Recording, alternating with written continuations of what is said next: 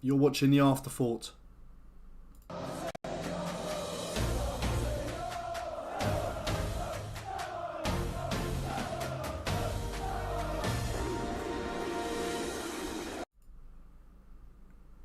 So, just trying to reevaluate the game at the weekend.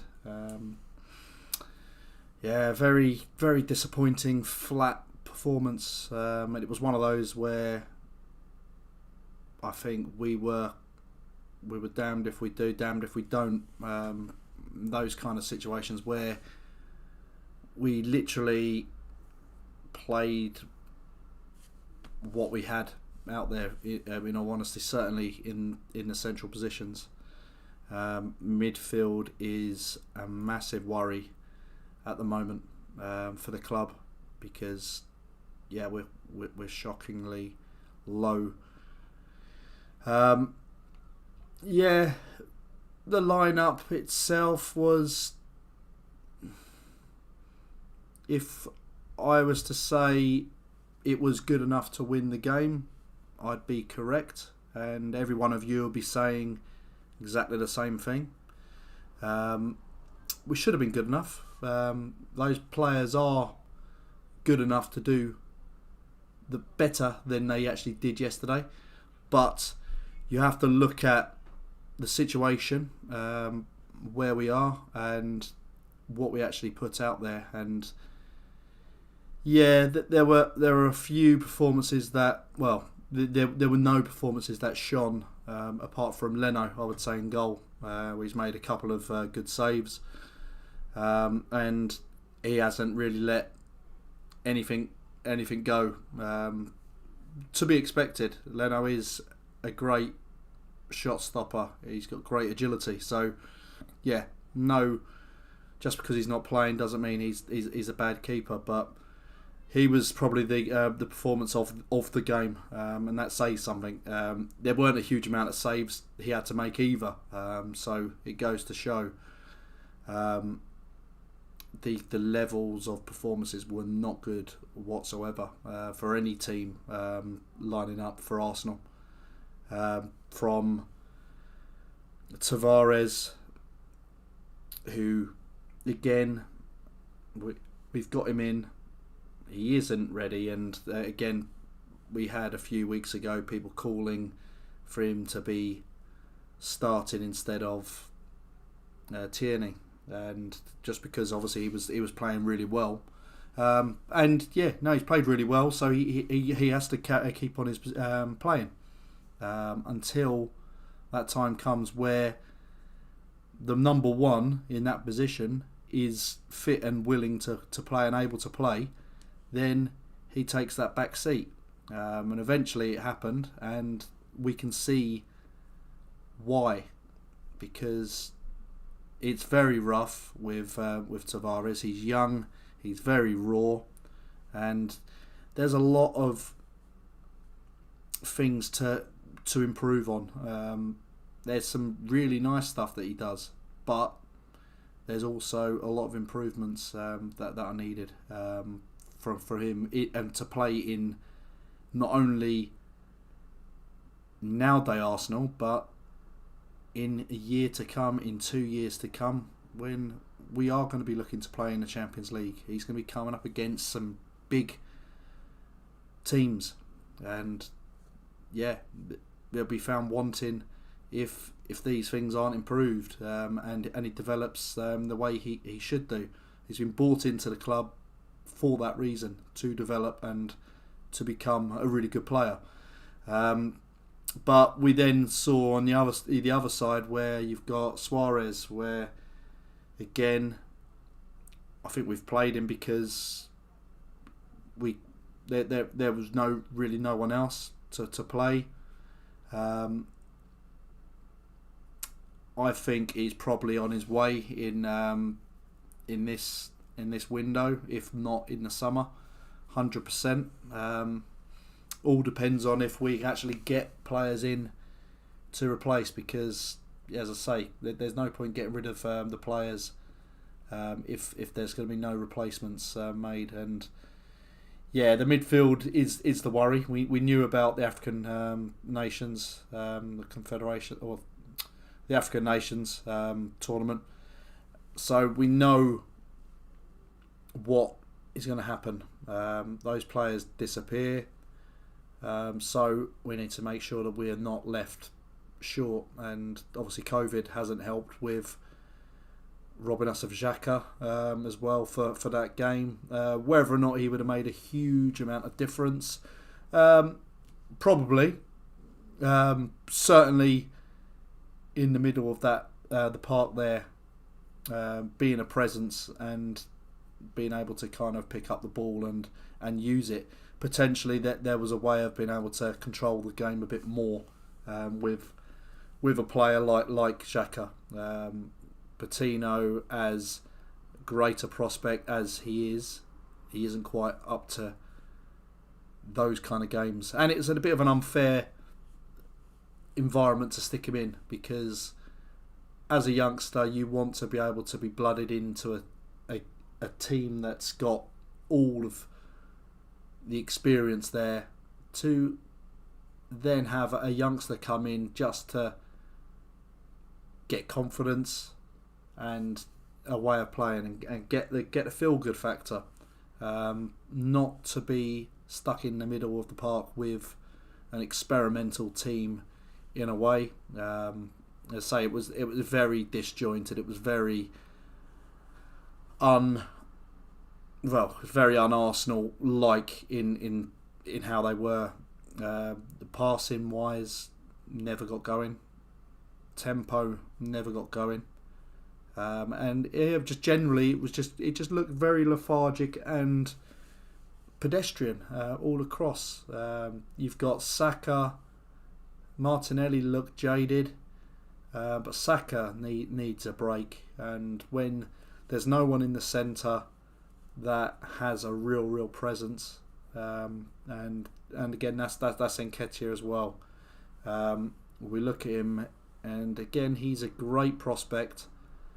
But can he play at this high level, or the level Arsenal want to be? In that performance, no. Great in the Carabao Cup against the lower league sides. He's got some goals, but yeah, there needs to be more consistency there. There needs to be more of a presence in these games. Let's say he's been in the league very average, and when he was at Leeds he got kind of shunned a little bit for Bamford as well. So Bielsa obviously had him for the first season, and he obviously felt similar in the way that he would get bullied off the ball a bit, and there wasn't enough about him. So yeah, there's talk that Arteta wants him to stay, and to be honest, I'd love him to, because I think he's a great lad, and you never hear much of him as a professional outside of football. He's one of those model kind of like players where you don't want to hear about them. You don't want to hear him like Aubameyang or other players down the line, where you'll always hear stuff about them. Gets on, goes about his business, and does the talking on the pitch. But yeah, I just feel that it probably is time for him to go and find the proper week in, week out football that he craves, because he'll never be that player that plays every week for Arsenal. It just isn't going to happen. So at his age, he's got to start looking for himself, and yeah, a lower level. There's apparently Crystal Palace and Vieira looking at him. Be interesting. Certainly, it's worth a punt, I suppose, for those guys. And if he does get game time and an extended run in the team, then who knows? He could prove everyone wrong. But the way I see with Arsenal at the minute, I think we're crying out for a strong player those kind of areas that's got a presence. And one player that springs to mind would be someone, say, like a Giroud, a young Giroud kind of player who's a handful up the top. He can hold the ball up, and he can finish, and do everything. And Giroud was one of those players, so he could kind of do everything. And we've got massive issues coming into the new season with regards to the strikers. And if we don't act quickly, then we could end up losing 4. I know Balogun's looks like he's already joined. I think in Middlesbrough on loan. I think that's due to be announced tomorrow. So you've got him going. If Nketiah goes for a fee this year, rather than letting his contract run out and go for free, then we lose him. Aubameyang, again, he could be gone in January. If someone wants to stump up the wages for him, it depends on how desperate Arsenal want to get rid of him. It could find that we actually subsidise his wages again for another club, which isn't ideal. And then a Lacazette. So Lacazette, I think he's touting for a new contract, but he wants a longer term contract. So either 2 or 3 years, and I think we're only wanting to offer 1 or 2 years. So there's negotiations there to be had, and it could be nice. I think Lacazette would be the one to keep because he's really good with the younger members of the squad, and you can see he's well liked and respected. So that is going to be our Achilles heel, I think, going into the next 12 months is making sure we get that right, and that is the next rung in Arteta's ladder to actually cross now and pick up. We've had the signings for defence, goalkeeper, and midfield. Attack is then the next one, but the midfield, we had no other ways. The only other ways we could have maybe done is have Chambers in there, maybe looked at playing him there. It could have been Chambers and Holding there, and even Ben White as a ball playing player in front of the defence. I don't know. Maybe we just have to be a little bit creative on that side. But definitely Xhaka was a miss. But Lokonga was another player that Arsenal fans were really, really vying for. Like, as soon as Xhaka was fit and he come in, why ain't Lokonga playing? Why is he not playing him? Why is it Arteta doesn't know what he's doing? But then we do understand, and we've seen when Lokonga does play, he's very young and he's very green to his position. Yes, he's got potential. Yes, he's been given some glowing references by his ex-manager, Vincent Kompany, wasn't it, Anderlecht. And it's all there, but he's got to grow up as well, and he's got to toughen up to the Premier League. It's very easy to be pushed off the ball and fought off the ball. He's cost a couple of goals with just being caught in possession. So all part of the learning curve, and he got caught out for Forest goal yesterday. So dubious whether or not it was handball. It probably wasn't handball because it was quite close to his body. But again, he got caught trying to play a clever little flick which didn't come off. And if you want to try those flicks when you're not really doing anything as a team, you're probably going to look to say you're going to be punished for it, because if normal passes aren't coming off, then certainly flicks and everything else, it's not going to come off.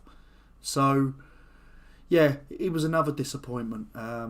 But yeah, it was a real flat performance, and it was something where you'd wanted that statement with No More Red to really stuck, and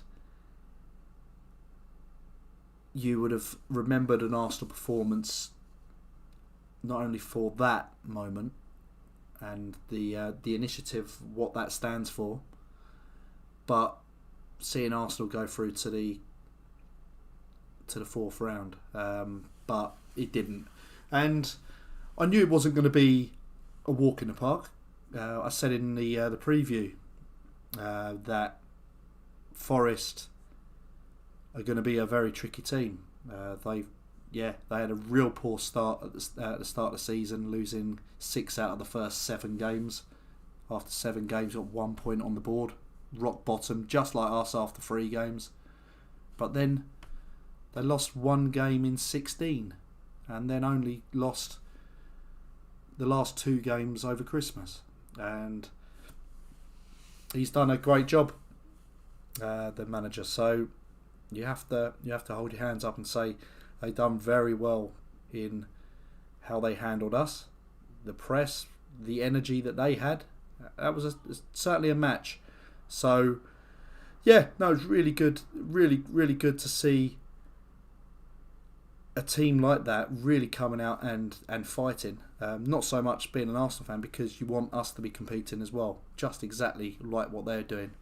But they had some exciting players there, and yeah, Grabham was I said it with their danger, because yeah, he's their top scorer. He come off the bench and scored, but yeah, you had a guy on loan up top. He was causing havoc, and Spence, their right back, an absolute beast, and it was up and down the wing. And he caused Tierney when he come on, as well as Martinelli. He had him for breakfast. Just every run, every movement, matched him for pace, and yeah, he was really good, and he'll definitely be playing in the Premier League very soon. I'd be surprised if no one comes looking for him, because yeah, he had a really good performance, and fair play to Nottingham Forest. Yeah, second time in 4 years, and that performance was probably better than the performance 4 years ago. That day we gave them away 2 penalties, and yeah, it was just one of those really weird performances in another way. That 4 years ago it was a woeful performance, but yeah, yesterday took the biscuit, made it even worse, and it was poor. Cannot get away from that. But yeah, we look to move on, and no sooner do we move on than we've got Liverpool on Thursday, and again it's ridiculous how this last few days has gone with how they flouted the rules. Certainly, it's defying medical professionals now. How unlikely a huge amount of false positives would have come out in one go. So yeah, they've played the game, and they've got around it, and they've obviously helped themselves. Now we appear to be struggling with our numbers, and as it always is, Arsenal always get the rough side of it. If there's someone to be punished or disciplined, if there's a club to be done and made an example of, it's Arsenal. Just like this, we could be in a similar situation to what Liverpool reported, and we'd be told, play the game, get the game done, and we're like, okay, we can't do it, but no, you've got to play the game. It's already been postponed or whatever. Whereas Liverpool have blatantly lied and flaunted the rules there, and yeah, 3 days later they're putting a a team out now. So against Shrewsbury, and you just look at it and you think they could have easily put something out on Thursday, but it is what it is. But I'll be travelling up there on Thursday, so yeah, I'm hoping that we get a good performance, and certainly a bigger performance than we did yesterday. But yeah, it's a semi-final. We have to get behind the lads. So up the Arsenal, and I'll speak to you soon. Cheers.